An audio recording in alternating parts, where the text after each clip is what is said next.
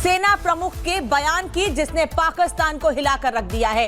सेना प्रमुख जनरल उपेंद्र द्विवेदी ने पाकिस्तान को साफ चेतावनी दी है और कहा है कि पाकिस्तान को ऐसा मारेंगे कि पाकिस्तान याद रखेगा। पाकिस्तान का भूगोल बदल देंगे, उनका कहना है। इस बार ऑपरेशन सिंदूर 1.0 वाला संयम नहीं है, यानी आगे पाकिस्तान को और कड़े अंजाम भुगतने होंगे। पाकिस्तान अब नरमी की उम्मीद ना करे, यानी भारत से पाकिस्तान नरमी की उम्मीद ना करे। पाकिस्तान आतंकवाद तुरंत रोक दे और अगर पाकिस्तान आतंकवाद को लेकर कदम नहीं उठाता है तो भारत ऐसी मार मारेगा कि भूलेगा भी नहीं। सुनिए क्या कहा उन्होंने। लगाती है तो ये मैं आपको बताना चाहता हूं कि इस बार भारत देश पूरी तैयारी के साथ है और इस बार वो संयम नहीं रखेगा जो सिंदूर 1.0 में हमने संयम रखा था। इस बार हम आगे की कार्रवाई करेंगे और कुछ ऐसी कार्रवाई करेंगे कि हो सकता है पाकिस्तान को सोचना पड़े कि उसे इतिहास में भूगोल में रहना है कि नहीं रहना। अगर उसे भूगोल में अपनी जगह बनानी है तो उसके लिए उसे जो स्टेट स्पॉन्सर टेररिज्म जिसको हम बोलते हैं, यानी कि उसका देश जो टेररिज्म को स्पॉन्सर कर रहा है उसे रोकना पड़ेगा। तो जनरल उपेंद्र द्विवेदी ने क्या कुछ कहा ये आपने सुना है। और अब पाकिस्तान पर भारतीय सेना लगातार हमलावर है, ये बता रही है कि पाकिस्तान से कोई भी नापाक कदम उठा तो भारत कितनी बड़ी तैयारी के साथ बैठा है। एक और बड़ी जानकारी आपको दे दूं, ऑपरेशन सिंदूर पर ऑपरेशन सिंदूर में पाकिस्तान को बड़ी चोट पहुंचाई गई है, ये कहना है एयरफोर्स चीफ का। पाकिस्तान के 5 लड़ाकू विमान तबाह कर दिए गए हैं।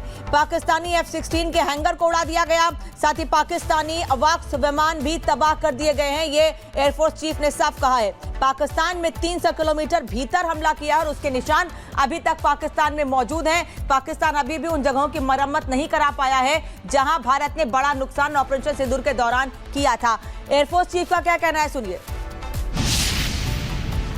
And a clear directive, clear mandate was given to the Indian Armed Forces, and Indian Air Force was the prime stakeholder in that, in terms of 2 major targets out of the 9 that were chosen towards terrorist camps were given to Indian Air Force to address. And I think the way that whole even went by, the way in the aftermath, that 3 or 4 days of conflict that we had with our western neighbor, it stands as a lesson which will go down in history, that this is one war that was started with a very clear objective, and it was terminated in a quick time without just prolonging it. We are seeing what is happening in the world. The 2 wars that are going on, there's no talk about termination, but we could make them reach a stage where they ask for a ceasefire, ask for termination of hostilities, and also we took a call as a nation to terminate those hostilities because our own objectives were met. I think this is something that the world needs to learn from us. तो हमारे सेना प्रमुखों का साफ कहना है कि पाकिस्तान को हर सबक सिखाने के लिए हर वक्त तैयार है और अगर पाकिस्तान आतंकवाद को खत्म नहीं करता है तो पाकिस्तान के भीतर घुसकर ऐसी मार मारेंगे कि पाकिस्तान का नक्शा बदल जाएगा।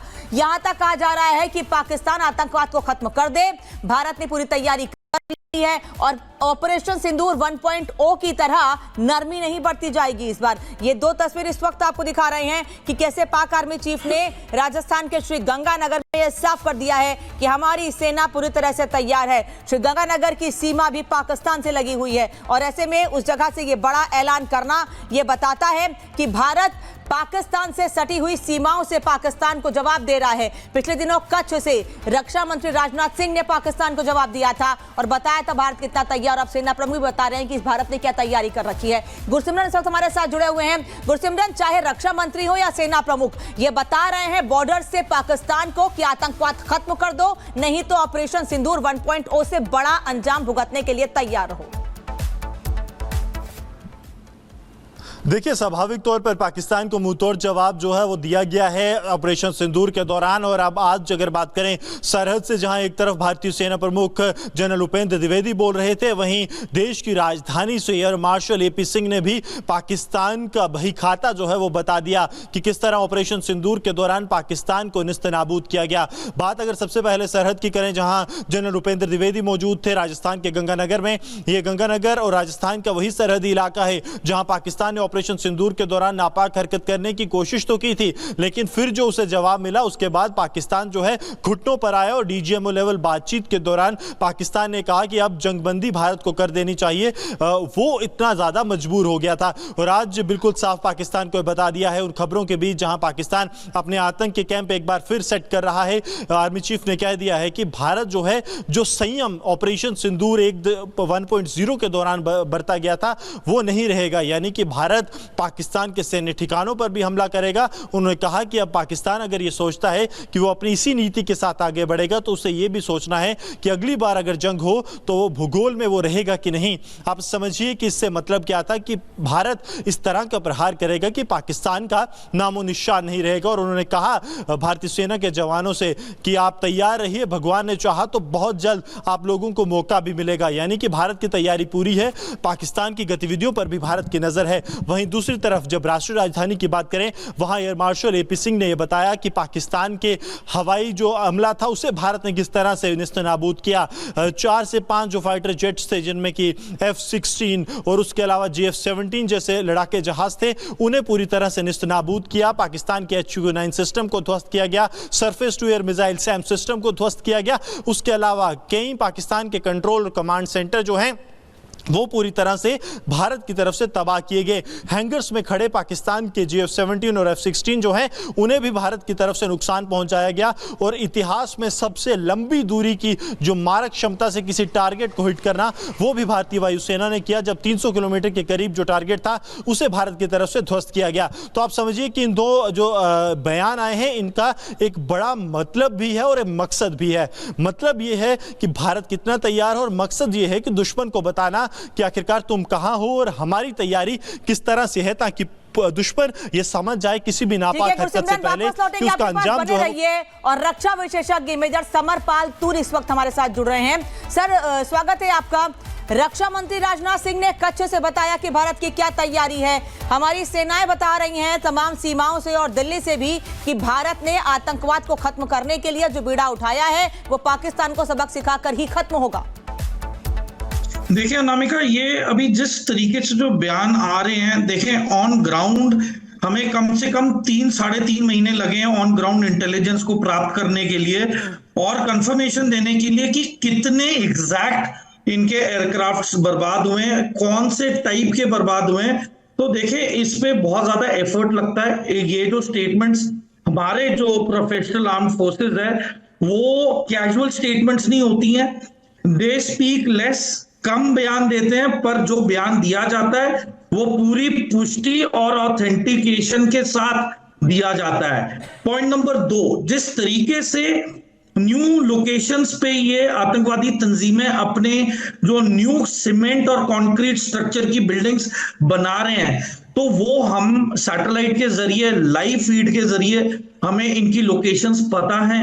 हमें ऑन ग्राउंड इंटेलिजेंस भी है कि ये कहां कहां पे बनाए जा रहे हैं। तो देखिए आज की लड़ाई में आप ना ही कहीं भाग सकते ना कहीं छुप सकते हैं। और जिस तरीके से जो उपकरण आ गए हैं, जो ऑब्जर्वेशन ऑप्टिकल इक्विपमेंट आ चुका है, जिस तरीके से ड्रोन वॉरफेयर अपना नया वो रूप ले चुका है, तो देखिए अब जो 400 मीटर के दायरे की जो लड़ाई थी हथियार की, वो अब एक कॉन्सेप्ट बहुत ही मतलब वो बैक स्टेप ले चुका है। अब हम आ चुके हैं NCW, नॉन कॉन्टैक्ट वॉरफेयर, और इसी के जरिए अब दुश्मन हमें मतलब देख भी नहीं पाएगा, उसे कोई अंदाजा भी नहीं होएगा कि हमला आ रहा है। और वहां पे कोई ना कोई ड्रोन, किसी भी टाइप का ड्रोन वहां पे पहुंच के उन्हें नष्ट नाबूद कर सकता है। तो देखें ऑप सिंदूर 1 में हमें इतिहाद बरतने की हमें सलाह दी गई थी। हमें बोला गया था कि हमें जरूरत से ज्यादा कोई हरकत नहीं करनी है। तो हम बहुत ही एक रिस्ट्रिक्टेड एनवायरनमेंट में थे। पर जो अब अगर पाकिस्तान नहीं सुधरा और जिस तरीके से जो आतंकवादी हमले अभी भी चल रहे हैं, इन्फिल्ट्रेशन अभी भी जारी है, तो जिस तरीके से हमारी रुद्र लाइट कमांडो बटालियन है और जो भैरव ब्रिगेड है, तो देखिए वो किसी मकसद के लिए ही ये तैयार की गई है। तो मैं इतना आश्वासन दे दूं कि हम तैयार हैं और हम सिर्फ इशारे का इंतजार कर रहे हैं